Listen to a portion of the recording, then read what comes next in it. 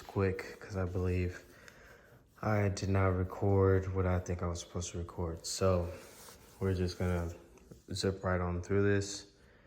Wheels are back on the car. Things are back installed in the car. Go over here. Engine is pretty much together. Front bumper is on. Yeah, I'm gonna put it down on the ground tomorrow, and then get to messing with the tune and whatnot, or trying to at least. I'm having HP tuner problems right now, so haven't really been able to do much tune-wise on this thing. But anyways, so I think if I'm doing this correctly, we left off where it would not run. So what I ended up doing was troubleshooting procedure with one of my civilians from work, Ron. Shout out to him. And he walked me through some electrical stuff on it. I believed that the injectors were not firing when, in fact, I'm pretty sure they were firing the entire time. So I ran through all the tests with them, and then it came down to they gotta be working. So I pulled the rail out, stuffed something under this guy right here so they sat up, and then watched them all fire as the engine was being turned over. So then the only thing left from there was sparks. So I took my spare set of coil packs from the Camaro, hooked it up, and the car started. So went through all of that for fuel pressure, which I already told you guys about what I did for that, to all of a sudden it worked. And then coil packs. So shout out to Valentine for giving me his old ones off his truck. Had to do some finagling and taking the harness from the Camaro coils and putting them on his truck coils, but it's on there, should be fine. I fired it up after I did that and finished that swap, so should be good in that department. Today I ended up putting the tanks back together since everything was pretty much figured out on the floor and working as it should on the floor. So tomorrow I guess we'll see if it's continuing to do that. I know it was saying that it had no fuel when I was messing with it earlier, but it did that the first time and ended up going up like over time. Like the more times I turned the switch on, the more the hand would go up. I don't know, it was weird. But anyways,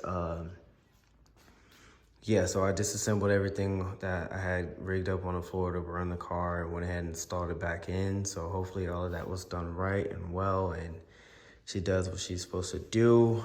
I put all the fuel back into it, had to pump the tanks out to get them up in there.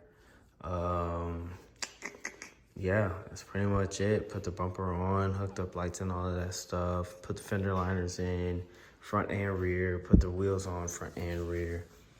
So, yeah, she should be ready to party. We gotta get this thing running decent so I can bleed the coolant system.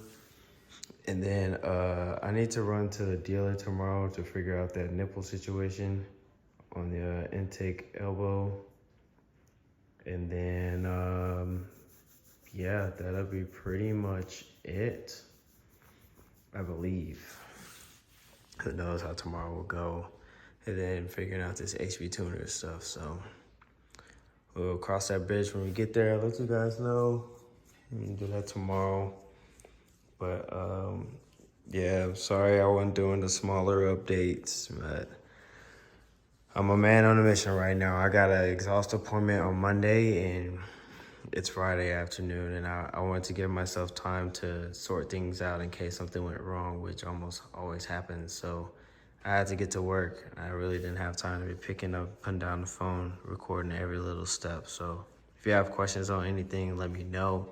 Especially if you know that I've, gone through the videos and you know that I've done it or had to done it. Just hit me up, drop in the comments or whatever you want to do, and I'll help you out as best I can. But it's raining pretty bad right now, so that's why I didn't bother tonight. So, this is where we're at. Like I said, I'll come in tomorrow and put her down on the ground, try to mess with this tuning stuff, and hopefully get that sorted out so we can do some tuning, and then maybe try to drive around the corner. I don't know. We'll see. I will definitely record that stuff, though. I promise. So I'll try to keep y'all updated as best I can. But like I said, man on a mission. I'm trying to get this thing listed for sale. So I'm trying to knock out everything that I can. The trunk is pretty much almost empty of parts that needs to go back on the car. So I'm pretty sure the last thing I need is to put the hood on and then bleed cooler system and all of that good stuff. So I will catch y'all tomorrow. She's looking like a car again, just dirty. All right, like I said, good, bad, and the ugly. So, just had it halfway rolled outside, hooked up the truck to as far as jumper cables, and got the log or the scanner to act right. Car won't start though. So, did some investigating, and it's pumping fuel from this tank to that tank again. I can hear it. So I'm gonna have to take that apart again and see what's going on, what I can do. My only guess at this point is that it's gotta be something with that crossover tube. So I'm gonna see what I can do. I'm thinking maybe see if I can pull the fittings out of the tanks and force them to the tube and then put it on. I don't know, but yeah, that's gotta be our issue.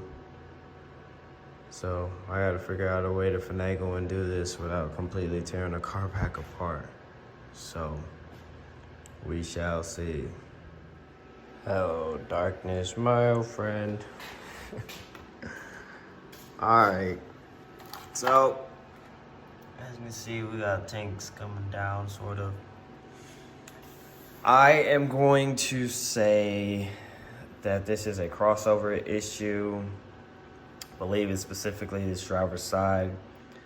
So I'm gonna try to remedy this situation, see if I can get it to seal up a little bit tighter, or as tight as I can possibly get it. And then, yeah, we'll put a jumper wire to it after we get it all back hooked up and see what it does. Excuse me. Oh.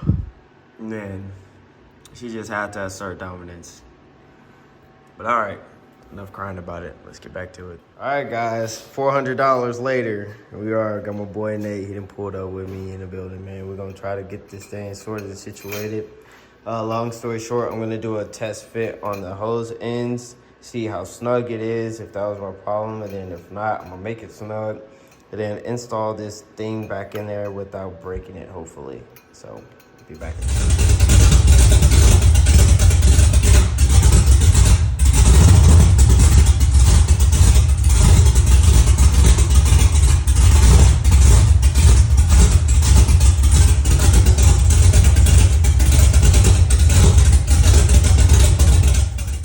All right, gang, we are back up and running. I will show y'all what happened to this one. For anybody out there that is doing this job. So, oh man, hold on.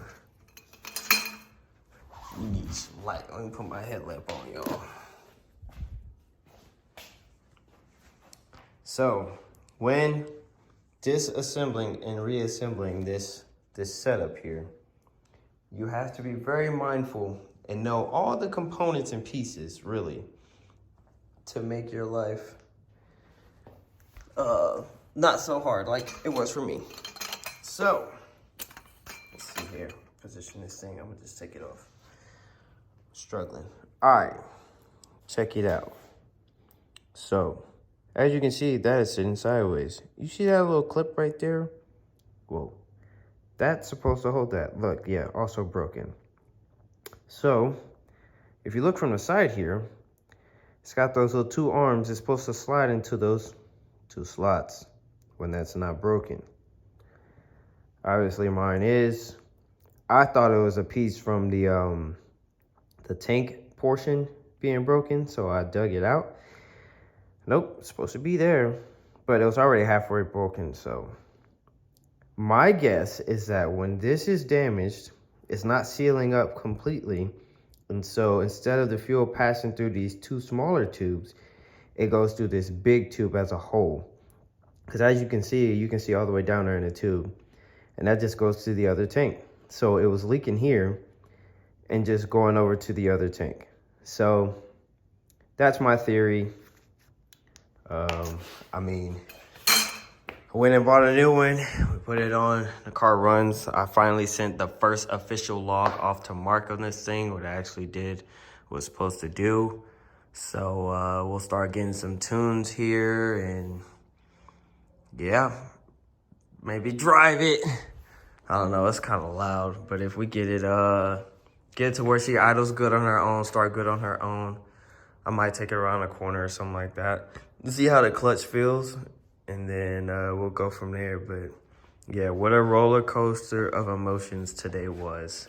Going from, for the previous night, running it, taking it apart, putting the tanks in, putting this on, and, you know, buttoning up everything, putting the wheels on, fender liners, blah, blah, blah, the whole 9. And then I set it down today, won't start, hit the pressure relief at the end of the fuel rail, get nothing out of it, and then realize what's going on.